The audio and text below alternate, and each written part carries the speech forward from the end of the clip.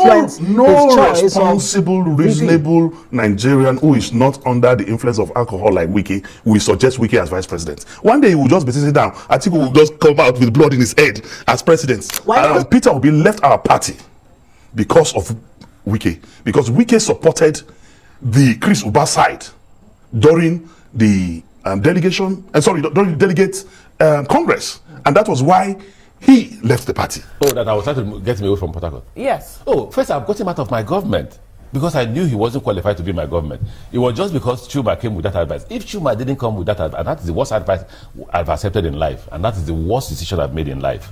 You're saying that you knew that your chief of staff was like that, and yet he was that close to you? By the time I knew who he was, I had already appointed my chief of staff. So what I had to do was to manage him. And I did. You can ask anybody. In fact, the things I heard he did behind me, if I had it as a governor, I would have removed him as a chief of staff. Did your relationship turn sour? Yeah, exactly. You heard it was violent? Was that why it turned sour? It was sour for reasons of corruption, for reasons of violence and all that. I had to barely manage him. Our chairman of party, Chief Ake, was always on me. Say, manage him. They must not know that there's a disagreement in government. And everybody knew that I was just managing him. Ow. That's not what we're doing. What we're doing is fall on the side of the law. We're the victims. We're helpless. Hi guys, welcome back to BattaBox. So Rivers State is one of those states where politics stares by fire by force. And of recent, it has drawn national attention regarding Fubara and also Wike, and how Wike continues to brag and makes noise. So I stumbled on this video how the former governor then, Rotimi Amaechi, was complaining about how much of a problem Wike was to him that he almost had to get rid of him. If you sit down with the governor who's your friend, because even when you discovered him of such, you said you managed him, and that time you were managing him, you also recommended him. Who recommended him as minister? A minister, you did. So you also recommended him, even though you knew that you were trying to manage him. You sent him to the federal cabinet. So in other words, it might be that you're saying this because both of you are not in good terms. He was a good man to you, and yes, you don't recommend someone who. I wish you knew those who are good men to me. Mr. Amaechi, you wouldn't. If I'm your friend, you wouldn't recommend me if I'm a bad man. And just listen. In politics, there are decisions you just implement. As a governor, there's what Nigerian politicians call you must consult.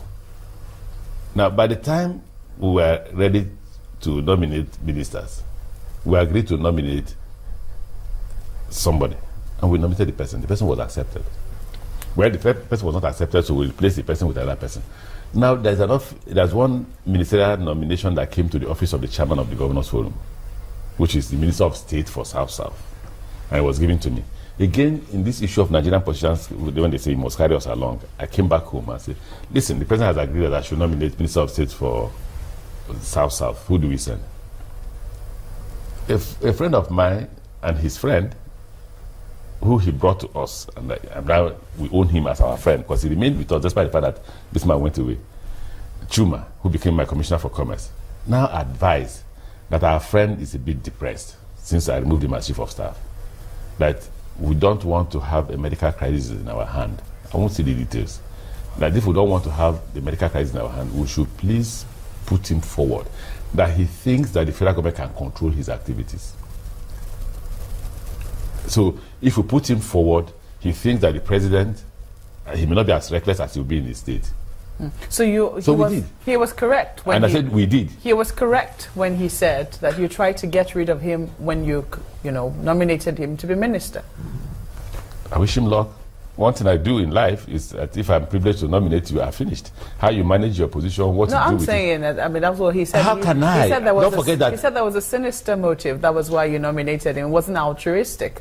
Oh, that I was trying to get him away from Port Harcourt? Yes. Oh, first I've got him out of my government because I knew he wasn't qualified to be my government. It was just because Chuma came with that advice. If Chuma didn't come with that advice, and that is the worst advice I've accepted in life, and that is the worst decision I've made in life, to have listened to Chuma and put him forward when I knew who he was. I was overwhelmed by the number of people who spoke to me about the issue of the consequences. And if we don't want to lose a friend, then we must swallow the bitter pill. Well, and don't forget, I had to work on the issue of, oh, governor, you're always stubborn. You're still... And I backed out. We're still talking about way forward. I mean, because some people will say that if you say that the governor must stop supporting violence, and you're saying it here on television, there is no way, that kind of recommendation is going to work. What is your own party going to do? What is your own side going to do? On the election day? Is it on the election day or what? Even now. That's not what we're doing. What we're doing is fall on the side of the law. We're the victims. We're helpless. It is the responsibility listen, I took an oath of office as a governor. I swear that I will protect lives and properties. That's all. Nothing more. I didn't see anything in that oath. So it is the governor's responsibility. If I were to be him, and this is the man inciting violence, I either prosecute him. I will prosecute anybody if I were to be the governor. And I did.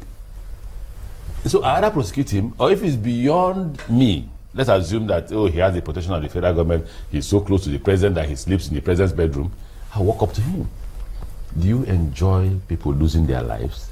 Then Dino Melaye was also complaining bitterly about how difficult Wike can be. Let me start by saying that it is pathetic that Wike had that press briefing this morning, definitely with River State taxpayers' money, and that has now become a routine, that anytime he wakes up, either in his living room or at the backyard of his apartment or house, he calls journalists and starts vituperations. But when I ran for governorship in 2019, Governor Wike was my biggest sponsor.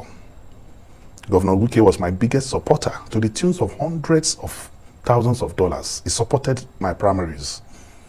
He did not just support my primaries. Wike provided his private jet to drop me in Kogi in Obajana airstrip on the day of my primaries. And he was calling me every minute, to find out, where are we? Have we succeeded? So meaning that Wike saw something in me in 2019 when he supported me. He knew I was a gubernatorial material. He knew I was fit to be governor. Hence, his investment or support, as the case may be. So what now happened between 2019 and 2023? That you are now saying that I'm not fit to be a governor. Somebody you have spent your money on, somebody you supported materially and otherwise, but suddenly because I'm not a bootlicker, suddenly because I refuse to participate in your very myopic and intellectually stagnant presidential ambition, you now see me, understand, as one not fit for governorship. You now start using foul languages on my person. So this is about 2023 election? Yeah, I'm saying that. No, the fight between both of you is because of the last election? Everyone in this country, including yourself, knows that once Wike does not entertain second opinion. And that is why you can see that even lawyers who are taking their evidence to court have been barricaded, violently destroying their materials. He abhors opposition. He cannot stand opposition. That's why he has even gone to court to try to stop opposition from participating in the election. That is why people are hired people who go to INEC and block and barricade INEC from others coming to lay their complaints or get their evidence or get certified true copies of what they are demanding for. That is typical Nyesom Wike for you. And Nigerians, if you give me a minute, Nigerians should not also be fooled. Let me tell you this. Wike will come and tell you, anyway, he's not even getting that right. Apparently, he didn't go to a nursery school, so he has problem with his vowels. He calls it integrity. So that is integrity. Justice, equity, that is always clamoring. He doesn't possess 1% of it. When he will come and tell you he wants the southern presidency, that is why he's fighting. But that is a bogus lie. Wike wanted to be vice presidential candidate to Atiku. Wike called me 19 times in 2 hours when Atiku was going to mention his vice presidential candidate, lobbying me with everything possible to influence Atiku to announce him as the vice president. I have witnesses. I even gave the phone to Senator Abdul Nengi, who spoke with him. He also lobbied him. I gave the phone to Senator Zamire. He also spoke to Senator Zamire. His people were calling me back to back. In fact, he got to the airport. He was in the airport for hours, just waiting for my call to say, Atiku have agreed for you to be the vice presidential candidate. At about 1 o'clock, I called him and I said, my brother, it no go happen, no. That was when he got annoyed and flew to. So, but why did you let him down? The man who spent money in trading and it is not about money. It is not about money. It's about, and I am not Atiku Abubakar. I cannot choose a vice presidential candidate for Atiku Abubakar. But did you have that discussion with Atiku Abubakar while Nyesom Wike was trying to get you to influence his choice? Responsible, reasonable Nigerian who is not under the influence of alcohol like Wike will suggest Wike as vice president. One day he will just be sitting down. Atiku will just come out with blood in his head as president. Why not? I mean, having been minister, he was Minister of Education, he's governor. That is not the president of the Federal Republic of Nigeria. And even as governor, you can see. Every Nigerian can see. Is his attitude gubernatorial? Even the way he responded today, what is Wike's business with Kogi State? What is his political business with Kogi State? A man who is going to leave office in a matter of days is disturbing the entire country with an election that have nothing to do with him. But don't you think the whole Wike scenario and situation actually cost the PDP the presidency at the end of the day? No, I disagree. It is actually Wike's attitude and character that cost the PDP the presidency. Today, Peter Obi left our party because of Wike. Because Wike supported the Chris Uba side during the during the delegate Congress. And that was why he left the party. What do you guys think? Are these just? Are these complaints legit? And will Tinubu also have a problem with Wike? Now, people say he's performing as Minister of FCT, but is it possible that Tinubu might have problem with Wike down the road? Something to think about, because they say history repeats itself. BattaBox.